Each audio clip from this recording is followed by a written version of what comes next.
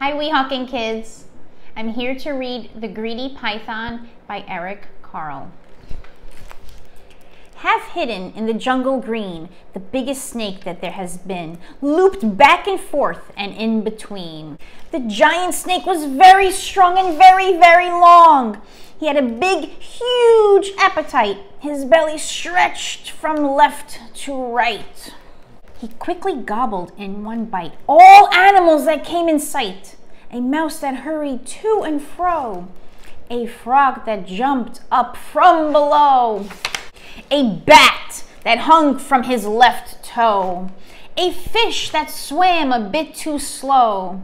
A bird that flew a bit too low. A porcupine still half asleep.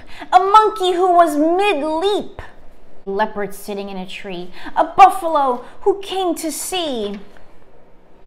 An elephant, complete with trunk, was swallowed in a single chunk. "I am too big for you," he cried. "No, you're not," the snake replied. At last, the python's meal was done, and he lay resting in the sun. The animals inside of him began to jump and fly and swim. And when they all began to kick, the snake began to feel quite sick. He coughed the whole lot up again, each one of them, and there were 10. He soon felt better. What is more, he was hungrier than before. He had not learned a single thing. His greed was quite astonishing. He saw his own tail long and curved and thought that lunch was being served.